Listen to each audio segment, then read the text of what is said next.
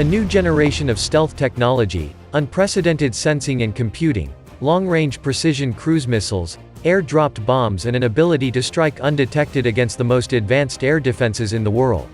These are all potential attributes of the now-on-the-way Air Force B-21 bomber.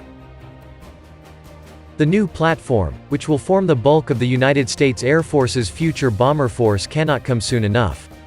Testing, assessments and preparations have for quite some time been underway at Edwards Air Force Base in California, in anticipation of some of the aircraft's first test flights. At least 2 B-21s are reported to have been built or under construction. The Air Force-Northrop Grumman program has gone better than expected, inspiring many service leaders and members of Congress to not only push for accelerated delivery and production of the new bomber but also to massively increase the planned number of bombers. The need for the new bomber is quite pressing in many respects, the principal reasons being the advanced technological capacity of enemy air defenses, and the age of the current bomber fleet. Not only that, senior United States Air Force leaders have for many years now expressed grave concern about a massive bomber deficit in the force, a circumstance that puts the United States at risk.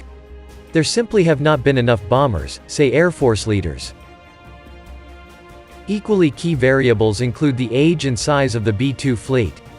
Many remember that plans for the B-2 bomber were abruptly truncated years ago, resulting in a small force size of 20 B-2s. Since emerging during the Cold War years, the B-21 is now 30 years old. While looking in retrospect at the exact reasons for the B-2 production stop may be difficult 3 decades later, it may have been due in large measure to decision-makers operating with a short-term threat outlook. The belief that the collapse of the former Soviet Union greatly reduced the need for stealthy B-2 bombers contributed to the small fleet size. Years later, the opposite has become true given the resurgence of a Russian threat and emerging Chinese threat. It should be said that the B-2 bomber is now quite different than it was years ago, and is still being upgraded. The modern B-2 is not only getting new defensive management sensors that enable it to find, and therefore elude next-generation air defenses, but is also receiving 1,000-fold improved computer processing and upgraded weapons. Then there is the question of the B-52, yet another older airplane sustained into the modern era with a massive amount of unanticipated upgrades, including an internal weapons bay, new communication system and a re-engining, not to mention an entirely new weapons arsenal. What all of this amounts to is that, despite the fact that several legacy bombers have been upgraded to remain viable, relevant and lethal in a new threat environment, the need for an entirely new platform cannot be understated.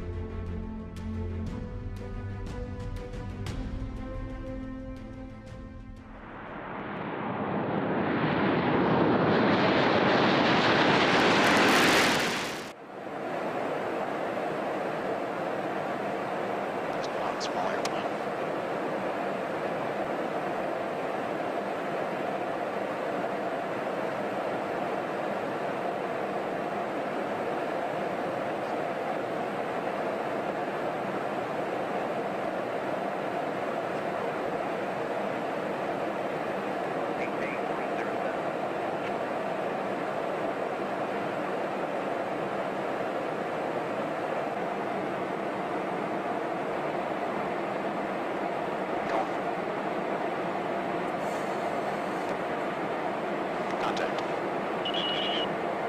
Gas lab clear, honey.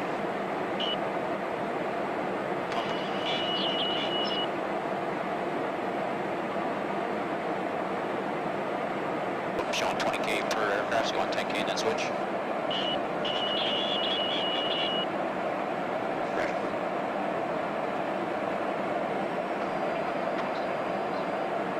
Go ahead.